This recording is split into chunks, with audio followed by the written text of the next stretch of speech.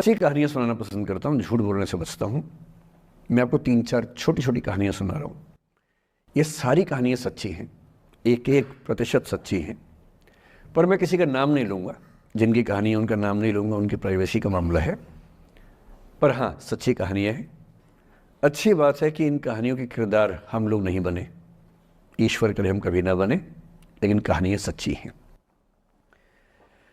जब मैं दिल्ली आया था 1990 में, मैं हरियाणा के एक शहर से, भिवानी से दिल्ली आया था पढ़ने के लिए। मेरे ड्रीम कॉलेज में हंसराज भी एक था, पर मेरा संयुक्त से मेरा एडमिशन जाकिर हुसैन में हुआ। मेरे अंक ठीक थे, यहाँ हो सकता था, पर मैं तो नई दिल्ली स्टेशन पे उतरा, बाहर निकला, पता लगा वहीं एक कॉलेज है, वहीं एडमिशन ले लिया मैंने। तो लोगों ने कहा कि यार कैंपस बड़ा अच्छा होता है। मैंने कहा क्या फ़र्क पड़ता है, कॉलेज कॉलेज होता है, छड्डो, यही छड्डो में सिखाने आया हूँ आप लोगों को। ठीक है, स्टेशन से निकले वहीं कॉलेज है, मैंने घर जाना होगा तो आराम से कॉलेज से निकल जाएंगे, क्या रखा है कैंपस में। पर मेरा एक दोस्त जो मेरे साथ ही आया था उसी शहर से, उसने एडमिशन हंसराज कॉलेज में लिया। मैं और वो स्कूल के डिबेटर्स थे, डिबेटिंग में हम लोग स्कूल टाइम से काफ़ी एक्टिव थे। डीयू में आए तो यहाँ भी एक्टिव रहे। डीयू में मैंने करीब 5 साल डिबेटिंग की और मेरा ख्याल है कि लगभग 300-400 डिबेट्स मैंने जीती होंगी डीयू में, कुछ हारी भी होंगी, लेकिन मैंने खूब डिबेट, वो मेरा दरअसल दाना पानी था, रोजी रोटी मेरी वही थी कॉलेज के दिनों में। घर से पैसे मैं लेता नहीं था, मिलते भी नहीं थे, देना क्या था, मतलब ऐसी स्थिति भी नहीं थी उस समय मेरे घर में कि मिल सके। तो डिबेटिंग मेरा रोजगार था, एम्प्लॉयमेंट था, मेरा उससे काम चल जाता था आराम से। उसका भी चल जाता था, वो हंसराज से था, मैं जाकिर हुसैन से था। हम खूब डिबेट्स में मिलते थे।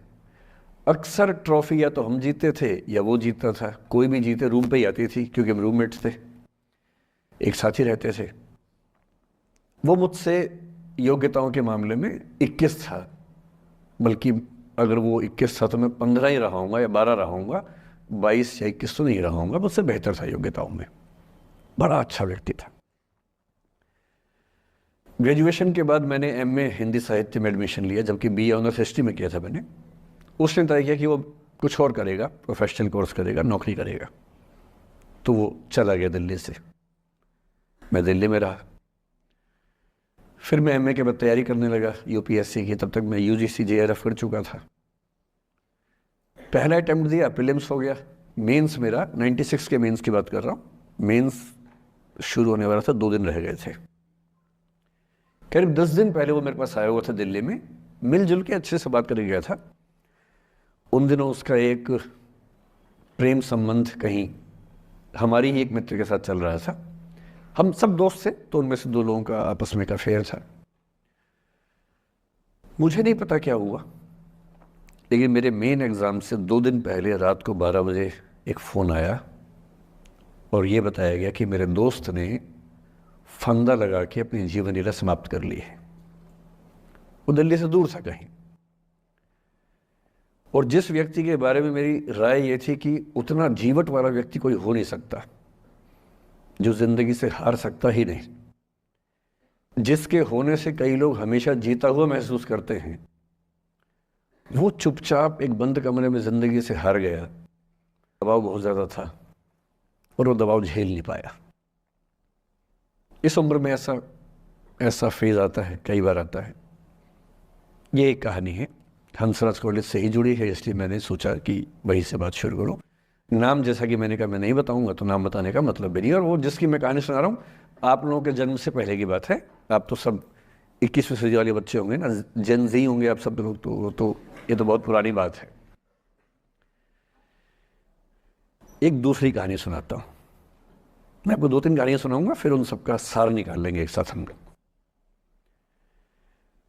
दूसरी कहानी ये है कि जब मेरा सिलेक्शन हो गया 97 में, मतलब 96 अटेम्प्ट में पहली बार में मेरा सिलेक्शन हो गया था, मैं एक्सटेंशन लेके तैयारी कर रहा था और डीयू में मैं पढ़ा भी रहा था उस समय।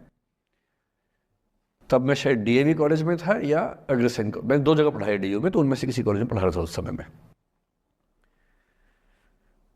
तो उस समय एक लाइब्रेरी है कैंपस में ही, सेंट्रल रेफरेंस लाइब्रेरी, आप जानते होंगे, CRL बोलते हैं, जो विवेकानंद जी की स्टैच्यू है उसके सामने ही वो लाइब्रेरी है।